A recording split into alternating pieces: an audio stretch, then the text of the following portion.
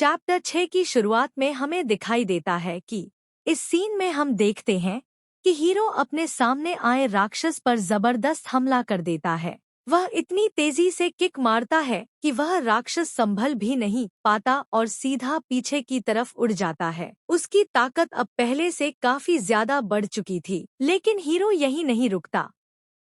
अगले ही पल वह एक और जोरदार हमला करता है और अपनी पूरी ताकत से उस राक्षस को बुरी तरह घायल कर देता है। उसके वार इतने खतरनाक होते हैं कि वह राक्षस खून से लथपथ होकर जमीन पर गिरने लगता है।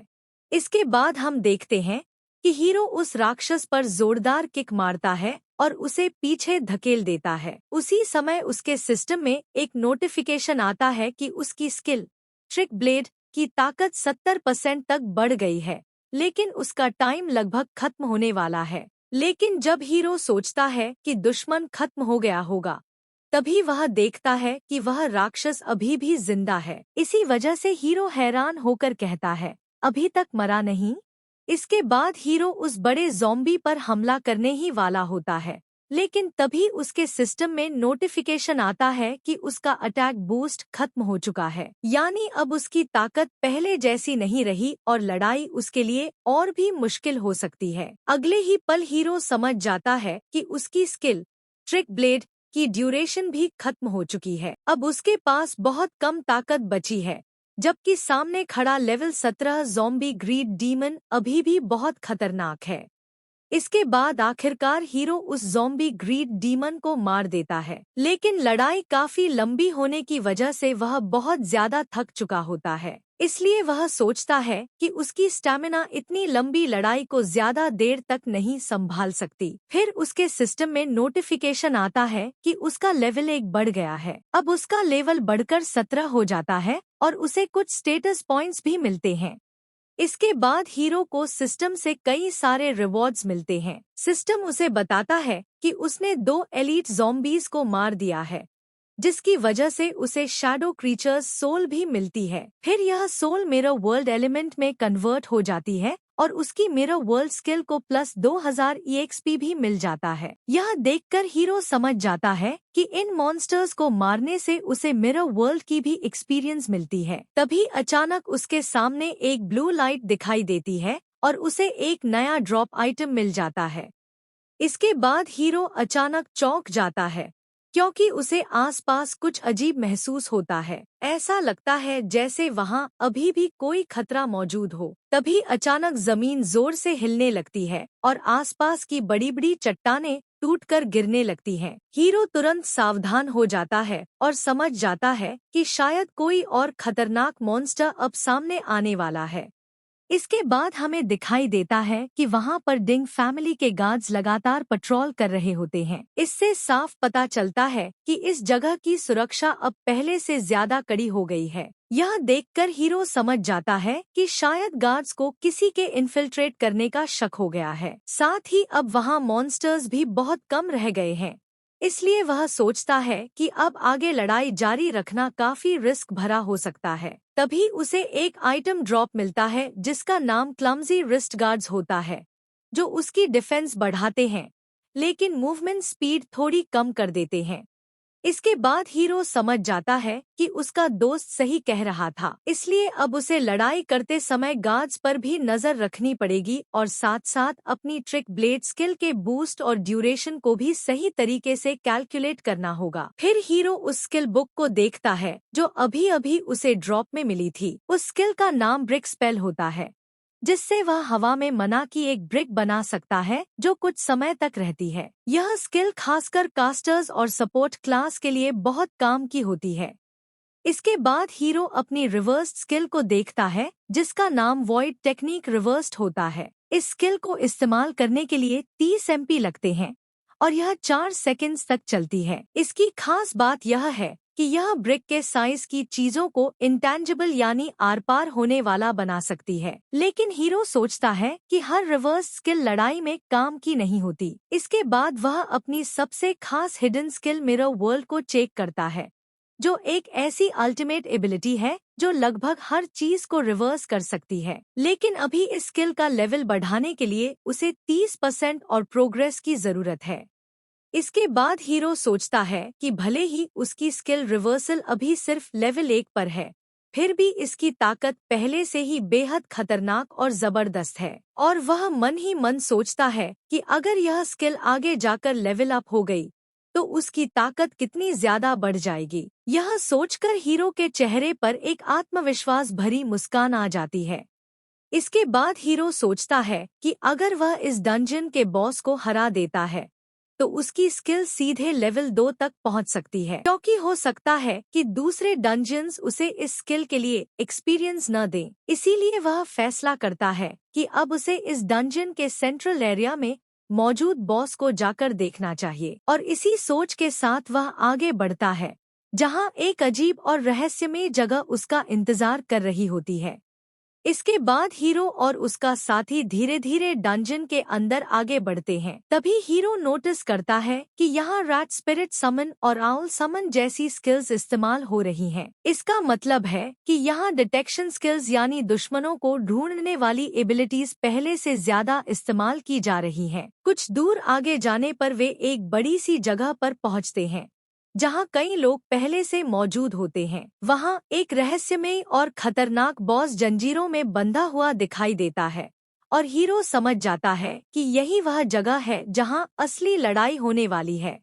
इसके बाद हीरो का दोस्त हैरान होकर कहता है कि उसने पहली बार किसी कंट्रोल डंजन बॉस को देखा है, यानी इस बॉस को पूरी तरह आजाद नहीं छोड़ा गया बल्कि उसे कंट्रोल करके रखा गया है। वह यह भी बताता है कि स्कूल डंजन के बॉस की सुरक्षा टीचर्स भी कर रहे हैं। जब हीरो वहां चारों तरफ देखता है तो उसे कई लोग और गार्ड्स दिखाई देते हैं जो बॉस की निगरानी कर रहे होते हैं। तभी वह नोटिस करता है कि उस बॉस को बांधने वाली जंजीरें कोई साधारण नहीं है, बल्कि वे काफी हाई लेवल इक्विपमेंट लग रही हैं। यह सब देखकर हीरो चुपचाप खड़ा होकर उस जगह को ध्यान से देखने लगता है। वह समझ जाता है कि यहाँ की सिचुएशन काफी अलग और खतरनाक है। इसके बाद हीरो सोचता है कि इस बॉस के चारों तरफ बहुत सारे गार्ड्स तैनात हैं। अगर वह अभी बॉस पर हमला करता है तो इससे और भी ज्यादा गार्ड्स वहां आ जाएंगे। इसलिए वह समझ जाता है कि अपनी अभी की ताकत के साथ वह इस बॉस को नहीं मार सकता। इसके बाद हमें दिखाया जाता है कि एक गार्ड आराम से खड़ा होता है और उसे बिल्कुल भी अंदाजा नहीं होता कि कोई उसे देख रहा है। वह पूरी तरह बेफिक्र होकर वहीं खड़ा रहता है। लेकिन तभी हमारा हीरो चुपचाप पीछे से आता है और अपने मन में सोचता है कि अगर बॉस तक पहुंचना है तो पहले इन गार्ड्स को खत्म करना पड़ेगा। इसलिए वह अचानक हमला करने के लिए ऊपर से छलांग लगाता है और गार्ड पर अटैक करने वाला होता है। जैसे ही हीरो गार्ड पर हमला करता है, वह गार्ड जमीन पर जोर से गिर जाता है और उसकी हालत बेहद खराब हो जाती है। सिस्टम भी दिखाता है कि उसका स्टेटस क्रिपल्ड हो चुका है, यानी अब वह ठीक से लड़ भी नहीं सकता। इसके बाद हीरो उस घायल गार्ड के सामने खड़ा होकर उसे डराते हुए कहता है कि अब वह उससे सारी जानकारी पूछेगा। अगर उसे अपनी जान बचानी है तो उसे सच सच सब कुछ बताना होगा। यह देखकर गार्ड बुरी तरह डर जाता है और तुरंत चिल्लाते हुए कहता है रुको। वह कहता है कि उससे जो भी पूछना है पूछ लो, वह सब सच बता देगा, क्योंकि वह कहता है कि डिंग फैमिली उसे इतनी तनख्वाह नहीं देती कि वह उनके लिए अपनी जान दे दे। इसके बाद हीरो चुपचाप उसे देखता रहता है और मन ही मन सोचता है कि अब उसे अपने मेन ऑब्जेक्टिव के बारे में पूछ लेना चाहिए, क्योंकि यही जानकारी उसके लिए सबसे ज्यादा जरूरी है। हीरो जब उससे पूछता है हीरो डंजन पास के बारे में, तो गार्ड घबराकर बताता है कि ऐसे पासेस कोई बहुत रेयर चीज नहीं है। वह कहता है कि ओल्ड मास्टर की स्टडी में ऐसे कई पासेस पड़े हुए हैं। इसके बाद गार्ड हीरो को गौर से देखता है और हल्की मुस्कान के साथ कहता है कि अब उसे समझ आ गया है कि हीरो इतना जोखिम क्यों उठा रहा है। शायद वह भी हीरो ग्रैंडपा के उन लोगों में से है जो उनके पीछे पागलों की तरह लगे रहते हैं। गार्ड डरते हुए जल्दी जल्दी बताता है कि वह सच बोल रहा है। उसने कई बार देखा है कि ओल्ड मास्टर अपनी स्टडी से हीरो डंजन पास निकालते हैं और गार्ड कैप्टन के साथ वहां से निकल जाते हैं। इसके बाद हमें एक टेम्पररी डंजन पास दिखाया जाता है जो असल में रजिस्टर भी नहीं होता, यानी ऐसे पासेस का इस्तेमाल करके लोग बिना ऑफिशियल रिकॉर्ड के डंजन में एंट्री कर सकते हैं।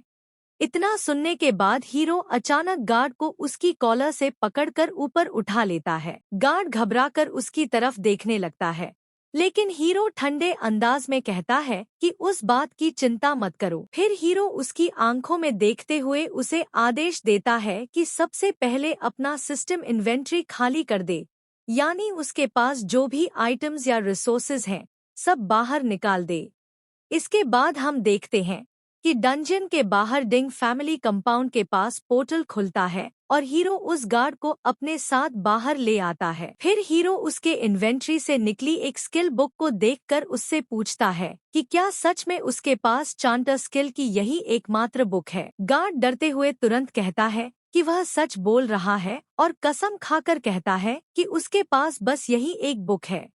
गार्ड डरते हुए बताता है कि डिंग फैमिली बहुत कंजूस है। डंजियन से जो भी अच्छे ड्रॉप्स मिलते हैं उन्हें परिवार वाले खुद ही रख लेते हैं। गार्ड्स जैसे लोगों को तो बस बचे खुचे स्क्रैप्स ही मिलते हैं, जबकि असली कीमती चीजें इनर रेसिडेंस में रखी जाती हैं। इसके बाद हीरो उस स्किल बुक को इस्तेमाल कर लेता है और सिस्टम दिखाता है कि उसने सनलाइट बैप्टिज्म नाम की एक पैसिव स्किल सीख ली है। यह स्किल हील होने के बाद कुछ समय के लिए डिफेंस बढ़ा देती है और हीरो समझ जाता है कि और भी अच्छी चीजें शायद इनर रेसिडेंस में छुपी हुई हैं। गार्ड आगे बताता है कि यंग डिंग क्षु को छोड़कर यहाँ रहने वाले लगभग सभी लोग टॉप टियर गियर पहने हुए हैं, इसलिए उन्हें गार्ड्स की ज्यादा जरूरत भी नहीं पड़ती क्योंकि उनकी ताकत और इक्विपमेंट ही काफी है किसी भी खतरे से निपटने के लिए। यह सुनकर हीरो पूछता है कि क्या पास भी इनर रेजिडेंस में ही रखा है, लेकिन गार्ड घबराकर बताता है कि वहाँ जाना आसान नहीं है क्योंकि फैमिली हेड खुद इनर रेजिडेंस में मौजूद है। यह सुनकर साफ हो जाता है कि वहाँ जाना बहुत खतरनाक हो सकता है।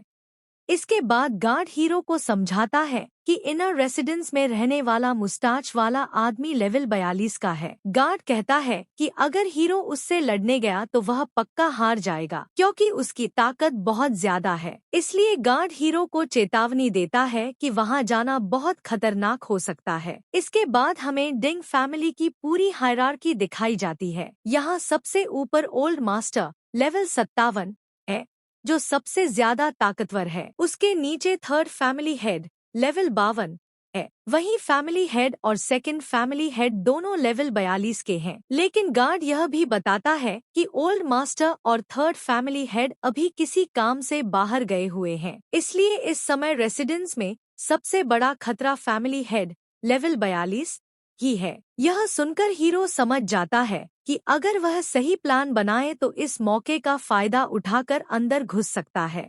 यहाँ हमें दिखाया जाता है कि हीरो अपने दुश्मनों की ताकत के बारे में सोच रहा होता है। उसे पता चलता है कि फैमिली हेड की लेवल 42 है और वह काफी ताकतवर है। साथ ही हीरो यह भी सोचता है कि अगर ओल्ड मास्टर और बाकी ताकतवर लोग वापस आ गए तो हालात और भी ज्यादा खतरनाक हो जाएंगे। लेकिन इसके बावजूद हीरो बिल्कुल भी नहीं डरता, बल्कि वह शांत होकर अपने अगले कदम की योजना बनाता है। इसके बाद अगला सीन दिखाया जाता है जहां एक आदमी जमीन पर गिरा हुआ होता है और उसकी स्टेटस अनकॉन्शियस दिखाई देती है, यानी वह पूरी तरह बेहोश हो चुका है। तभी एक आमोद आदमी सामने खड़ा होकर कियाओ जी नाम लेकर उसे बुलाता है। इससे पता चलता है कि यहाँ पहले ही एक लड़ाई हो चुकी है और कोई बुरी तरह हार चुका है। अब लगता है कि आगे और भी बड़ी टक्कर होने वाली है।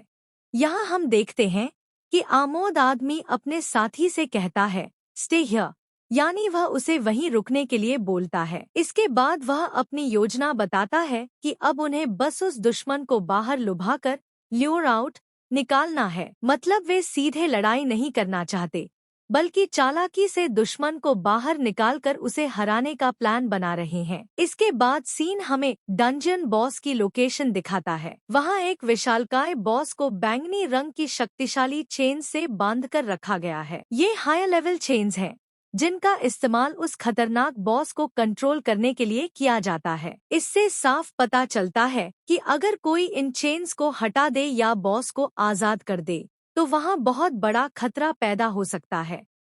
यहाँ हम देखते हैं कि एक रहस्यमय आदमी खड़ा होकर सोच रहा होता है कि जब तक डंजन बॉस जिंदा है तब तक यह डंजन खत्म नहीं होगा। इसी वजह से वह सोचता है कि वह इस सिचुएशन का लंबे समय तक फायदा उठा सकता है। यानी उसका प्लान है कि बॉस को जिंदा रखकर इस डंजन को अपने फायदे के लिए इस्तेमाल करता रहे। इसके बाद सीन में हमें दिखाया जाता है कि बॉस को कंट्रोल करने वाली चेन्स का लॉक मैकेनिज्म ही असली चाबी है। मतलब अगर कोई इस लॉक को खोल दे तो बॉस आजाद हो सकता है और सबके लिए बड़ा खतरा बन जाएगा। इसलिए वहाँ गार्ड खड़ा है जो उस लॉक मैकेनिज्म की सुरक्षा कर रहा है ताकि कोई भी उसे छेड़ न सके। यहाँ हम देखते हैं कि गार्ड आराम से खड़ा होकर अपना ड्रिंक पी रहा होता है और उसे लगता है कि सब कुछ सुरक्षित है। तभी पीछे से हमारा हीरो चुपके से उसके पास पहुँच जाता है। वह कहता है इट्स अ सेफ मेथड, यानी उसका प्लान बहुत सावधानी से बनाया गया है ताकि बिना शोर किए गार्ड को खत्म किया जा सके और किसी को पता भी न चले। इसके बाद हीरो तेजी से गार्ड को पकड़ लेता है और उसके मुंह को बंद कर देता है ताकि वह चिल्ला न सके। उसी समय हीरो सोचता है कि पिछली जिंदगी में उसने इस लेवल की चेन्स को अनलॉक करना सीख लिया था, यानी उसे पहले से पता है कि इन चेन्स को कैसे खोला जाता है। यही वजह है कि वह बहुत आसानी से अपने प्लान को आगे बढ़ा रहा है। यहाँ हमें डंजन का असली बॉस दिखाई देता है जो शक्तिशाली बैंगनी चेन से बंधा हुआ है। आसपास खड़े लोग उस विशालकाय बॉस को देखकर डर जाते हैं क्योंकि उसकी ताकत बहुत खतरनाक है। ये चेन्स ही उसे काबू में रखे हुए हैं, इसलिए कोई भी उसके पास जाने की हिम्मत नहीं करता। इसके बाद हमारा हीरो उन चेन्स को पकड़कर अपना प्लान शुरू करता है। वह सोचता है कि फैमिली हेड को बाहर निकालने के लिए उसे यही तरीका इस्तेमाल करना होगा। तभी हमें दिखता है कि ये कॉम्बैट चेन्स लेवल 60 है जो बहुत ज्यादा ताकत देती हैं। ATK प्लस 2768 और डेफिनेट प्लस 1275। यानी अगर हीरो इन चेन्स को इस्तेमाल कर लेता है तो उसकी ताकत अचानक बहुत बढ़ सकती है और उसका प्लान सफल हो सकता है। यहाँ हमें दिखाया जाता है कि विशालकाय डंजियन बॉस अभी भी शक्तिशाली बैंगनी चेन से जकड़ा हुआ है, लेकिन अचानक उन चेन्स में जोरदार हलचल शुरू हो जाती है। पूरा माहौल हिलने लगता है और ऐसा लगता है जैसे बॉस की ताकत बढ़ रही हो। आसपास खड़े लोग डर जाते हैं क्योंकि अगर ये चेन्स टूट गई तो यह भयानक बॉस आजाद हो सकता है। इसके बाद सीन डंजन के बाहर डिंग फैमिली कंपाउंड में शिफ्ट होता है। वहाँ के लोग अचानक डंजन में हुई हलचल को महसूस कर लेते हैं। तभी एक आदमी जोर से चिल्लाता है, move, reinforce the dungeon now, यानी तुरंत और लोगों को भेजकर डंजन की सुरक्षा बढ़ाने के लिए कहता है, क्योंकि उन्हें लग रहा है कि अंदर कुछ बहुत बड़ा खतरा पैदा हो गया है। यहाँ हमें डंजन के बाहर का सीन दिखाई देता है जहाँ कई लोग जल्दी जल्दी डंजन के अंदर जा रहे होते हैं। उन्हें आदेश दिया गया है कि तुरंत अंदर जाकर सिचुएशन को संभालें क्योंकि डंजन के अंदर कुछ गड़बड़ हो चुकी है। यह देखकर साफ पता चलता है कि हीरो का प्लान धीरे धीरे काम करने लगा है। दूसरी तरफ हमारा हीरो आखिरकार लेवल 60 इक्विपमेंट यानी कॉम्बैट चेन्स हासिल कर लेता है। जैसे ही वह यह शक्तिशाली इक्विपमेंट पाता है उसकी ताकत काफी बढ़ जाती है। तब वह सोचता है कि अब इनर रेसिडेंस में घुसना बहुत आसान हो जाएगा क्योंकि अब उसके पास इतनी ताकत है कि वह अपने दुश्मनों का सामना कर सके।